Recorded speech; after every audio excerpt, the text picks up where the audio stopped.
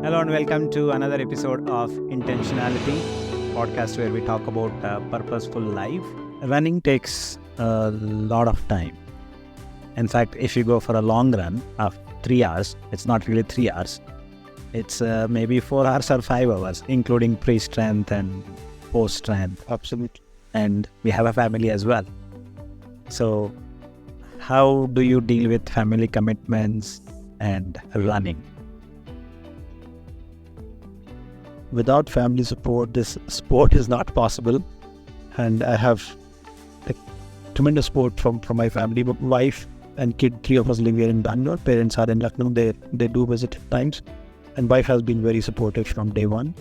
There have been situations where it's like a difficult situation where you have an important run. And I'm not talking about training, but an event. And you also have something important in the family to kind of attend. And one such situation I remember is I was been pacing duty at TCS 10K like 7 years ago. And at the same day, it was one of relatives' wedding, same day. And so I had to choose, like, what do I do in between these two? But then fortunately, I because it was in Mysore, not too far, I ran in the morning and quickly drove. But then I had to miss on the other events like the pre-race dinner and the post-race party, all that comes along with the pacing. So you have to make your choices. Finish pacing here in Bangalore, then go to Mysore. Quickly drive back and go to Mysore. So done that. Thank you. And there have been tremendous situations when wife has said, okay, it's okay, you do this, what do you really want to do, and I'll go to this event and attend and let them know that you cannot make it because you are doing so and so things. And other thing is, people also know a lot about you by now, so they know what's really important for you and what is your priority, and they help and support you. Even at work, people understand and say there was this your commitment and passion and your dedication, they also support. Yeah. Right? People step forward and say, hey, it's okay, you do this, and then I'll take care of this on your behalf. Have you ever finished a meeting and then run and after that attended a meeting? Many a times. Run in between meetings, especially during my triathlon training. Like I'm working from home a few times. Finish one meeting, in between finish a swim or a run, come back to another meeting. Nice. So I've run at, I think, all hours of the day. You brought up triathlon. Now that's a different beast altogether. Training for running, maybe you can do away with 10 hours or less hours of training. But triathlon, how many hours of training does one require? I would say on an average, weekly would be around 12 to 15. This is what I would say. And you mentioned about 3 hours, the previous one of long runs. Most weekends for triathlon training took around, if I add the commute to it, 12 hours. Weekend. Like I would leave at 5 a.m. and come back around 4:30. There's a traffic also you have to travel through. So not all 12 hours were training. There was a lot of commute in that. But yeah, that time of the day is gone, especially on a weekend. Absolutely. Absolutely. Without that, it's not possible. So be it running, be it triathlon, they all seem to be like solitary sport and an individual does it. But it's never an individual. There is an entire team behind it. And this reminds me of Kipchoge's famous quote, right? 100% of me is nothing compared to 1% of the team. And that's so true. Even though you run alone or you train alone, you never do it alone. Your family supports, your team, your colleagues, your running buddies. There's everyone who is coming together for you to achieve that goal. Right. In fact, we talked about Kipchoge. So, like MS Dhoni says, focus on the process, not on the results. Right. think Kipchoge says the same thing pretty much. Although he's a millionaire now, he leaves his family, goes and lives with runners when he is preparing for the marathons. I think same thing applies at our workplace as well. And if you focus completely on results, and if you're chasing results, performance will become an issue. But if you focus on the process, maybe the results will follow. So you talked about triathlon. How did the transition happen from running to triathlon? So this thought and intent was there for many, many years. In fact, when I bought my first and only watch so far, the 920 XT, which is an obsolete watch now, not used anymore, not sold, that was a triathlon watch, which I bought in 2017. Okay. And I wish to do it someday. I was running and I was quite comfortable with that. I was cycling to work on a daily basis. So I was getting another 36 kilometers on my bike daily. And I couldn't swim. So I think when I was 28 or 30, around that age is when I had my first swimming lesson. And me and one of my college friends, we joined and we did those basic 10 classes, learned to float. And I could manage to swim across the pool like maybe 20 meters. And that's it. It stopped there. 10 sessions and stopped, and never went back to swimming from there because there was no access to pools as such. And we got busy with life and running. Now, last 2-3 years, I'd been hearing about the Ironman race in Goa that came to India. They did their first edition.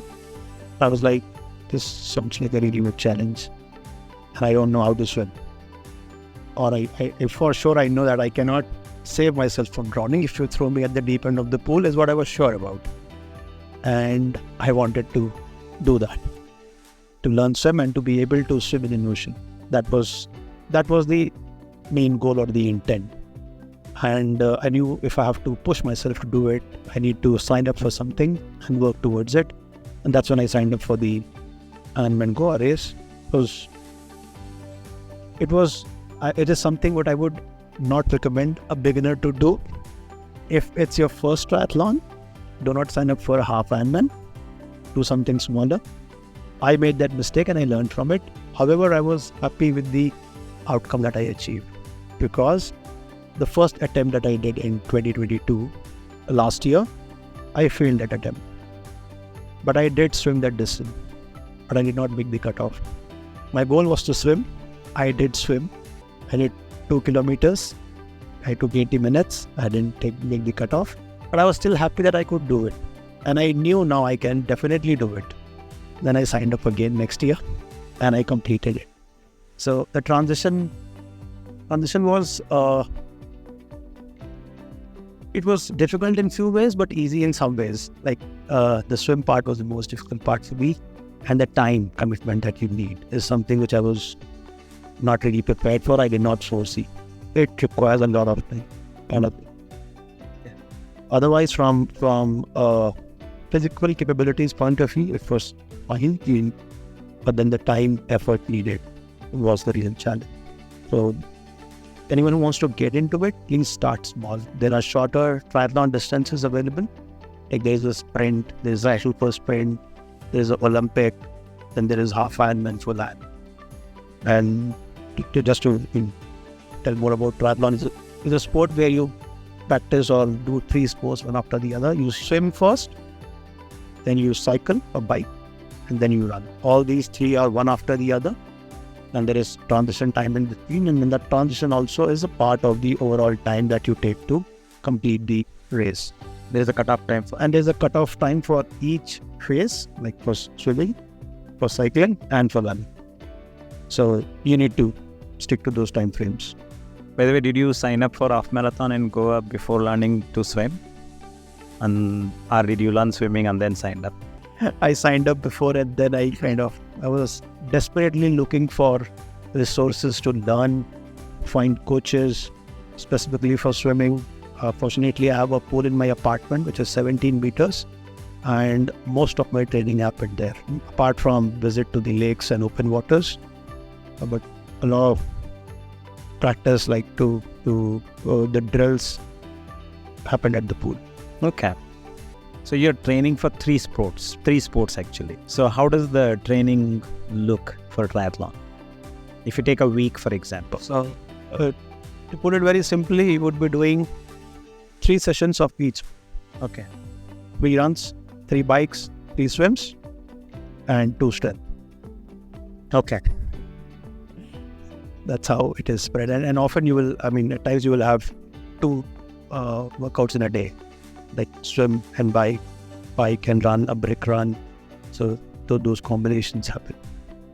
And it's challenging if you do not have a bike trainer, like an indoor trainer. I don't have one. So then you have to really kind of leave really early, find an isolated spot to do the cycling. So that's quite a lot of commitment and quite a lot of work. So when is the full Ironman coming? I've been thinking about it and yet to decide and zero down and sign up for it. If not this year, next year for sure, but it may happen this year.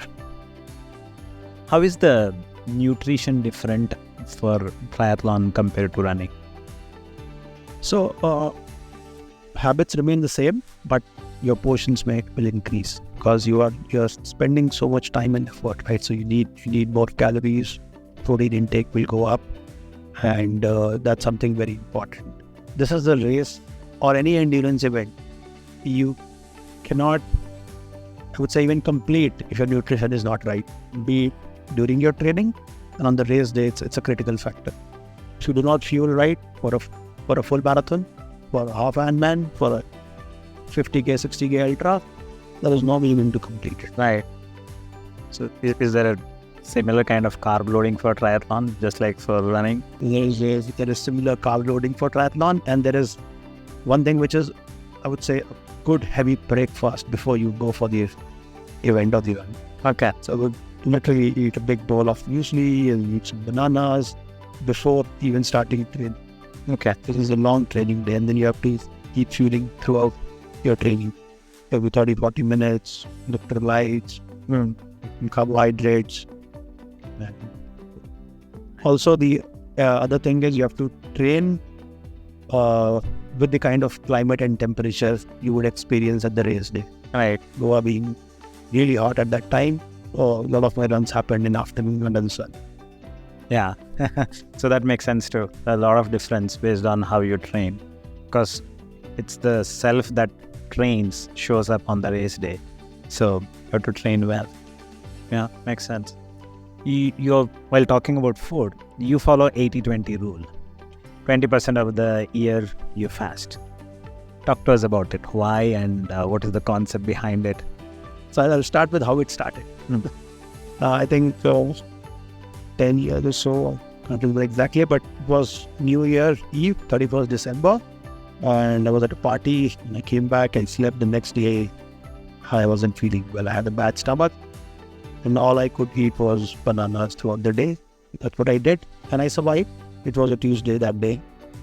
And I thought, hey, I could do this. So why not try it another Tuesday? And I repeat a fruit diet on a Tuesday. And then I'm okay about it. And I kept repeating it. Year went by and I made it a practice. Every Tuesday, I fast. I usually eat fruits, nuts, and have them. And then after a few years, I added more to it. Like there are auspicious days in Hindu calendar, Navratri, 9 days of fasting that happens twice a year. And my mom used to do it. When I was a kid, I saw she doing it. She still does it. And I adopted that as well. So Navratri also I fast 9 days. And then I thought, okay, what can I add to it? So this all happened gradually, like first just Tuesdays fasting, then adding these 9 days fasting. And then I also fast on Mahashivratri, Guru Purnima, Buddha Purnima, Kartik Purnima. And they all fall in quarters, Q1, Q2, Q3, Q4. And these are few days where I refrain from eating or drinking anything. Like a 36-hour fast where I don't drink water or eat anything. And it's a I think it's just a mental challenge, that mental block, a good practice that helps build resilience and commitment to anything. And it's more of mental than anything else. It has really helped me. And I never did the math until I put that in a calendar for myself, just to remind myself that, hey, these are the days, because you plan it for the year and at times you might miss because there are so many things happening in life. Right. So now I usually publish my calendar at the start of year, which is now, I believe, and so that I can, have a look at those dates regularly and follow them. Also, I need to plan my running events as per that calendar. I once made a mistake. I signed up for a race where I was fasting, and I was stupid enough to do both, but I would not recommend anyone to do it, but I have done it. So that's where I learned I should plan well, and I keep my calendar ready and match it to all the events I want to do. Those that fall in those times have to simply drop. Fantastic. There are a few common things from everything that you're talking about. So something happens, so your curiosity is woken up, and then you explore it, then you progress it, and then you commit to it. And there is always a purpose behind it. So that's why I call Sumit is epitome of intentionality. So if I were to have a poster for Intentionality podcast, that would be his poster. So that's actually a good way to lead a life. So if you were to suggest someone to have a purposeful life and few tips on how to lead it, from your experience, what would be your suggestion? It is a deep question. I think purpose is something each one will need to find for himself or herself. And whatever gives you peace and contentment, do more of them. And if you are yet to figure out what is that, just explore. Whatever comes your way, explore. Until you try different things, you will not know what is right for you. Right. So have that courage to experiment. Be open to different views, thoughts, things. And then just ask yourself, how do you feel when you do certain things? And if the answer is yes, you fit, and if you feel good about it, you would like to share that with others as well, then that is the answer, and then move ahead with it. Yeah. I think that's what pretty much agility is all about. It's not really about those agile values, principles, specific processes. Ultimately, that's what agility is all about, which should be there in our personal life as well as professional life, individual or group people. That is very much essential. That's a great thought. So what are some of the goals that you have set for yourself, whether it is in recreational athletics or personal or professional? What are the goals that you are working towards? Good question at the right time. Start of the year, when I was traveling last week, I was making a list of all things what I want to do. And there's one thing which I really want to focus on next year is to prepare well for the TA exam. TA is Territorial Army, which is the voluntary wing, and you are eligible until you are age 42. I just wrote the exam on 23rd December. Didn't go very well, didn't prepare for it well. But next year I want to really prepare well and kind of write it, crack it. And anyone who's listening to this podcast, if you're interested to explore this further, I would love to connect with you. And I'm looking at building a community of like-minded people who want to join the Indian Army through this means, Territorial Army, and we can all kind of make a study group and study together. That's one. Other goals are a full Ironman is on the thoughts of the cards, and a 100K run for the next year. That's on the running and adventure side of things. I started with the ICP ACC journey, which is coaching journey, last year. I want to complete it the first half of this year, next year 2024. Apart from that, there are also some few certifications I would want to educate and learn and do in Agile and Scrum world, which is the IC Agile Coach Facilitation and ACC again, and also PSM2. So these are a few things I want to get done in next year. Financial goals as well, do some investment, some SIPs, mutual funds. That's something which I'm not good at. That's also a goal for the next year. And some downtime with family, vacation time for the next year. A lot of goals. There's so much time. Right. Who would make a great Scrum Master? A good listener would make a great Scrum Master. A good listener. Yes. Fantastic. Okay, some rapid fire questions. Your favorite race so far? Favorite race? I've been running this Bison Ultra for the last 2 years. I really like it. It's a very small event. Not many people. It's tough. It's ultra. And yeah, I think those are the reasons why I like it. Favorite racing shoe?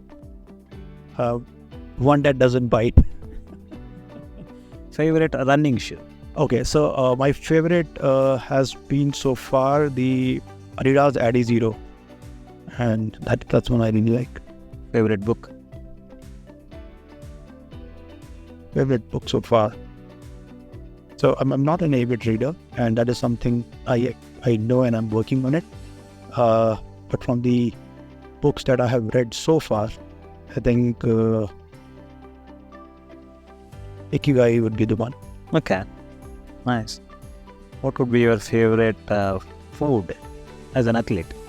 Favorite food as an athlete, it would be banana. Quick, easy. That's what we run for during marathons, right? Who is your favorite athlete? Kipchoge. Kipchoge. So if someone wants to connect with you, how should they connect with you? So, you can connect on my Instagram handle, which is coach.sumit. And I can also leave my number with you if you share with people. So we will leave those in the show notes so that people can reach out to you. So can people reach out to you for coaching, receiving coaching? If it's for running coaching, I coach with Runner 360 for both running and strength, and can definitely reach out to me. Strength coaching, Runner 360. Have you started coaching triathletes? I haven't yet. That's again something which is for future. And given that your background, would you coach people on live coaching? I would, and that's what I'm working towards with the ICP ACC journey. So it's not just live. The ICF. ICF, yes. Right. So life coaching or leadership coaching, that's something I would be working on in the near future. Fantastic. Thank you so much for being on the show. A lot of insights. Looks like we might have to bring you back once again to explore into some of the aspects in depth. Thank you very much. Your time is very well appreciated, and I'm sure audience would love the insights that you have provided. Thank you so much for having me here. I really enjoyed the process, and I'll be happy to be here again. Thank you. Thank you. Good day.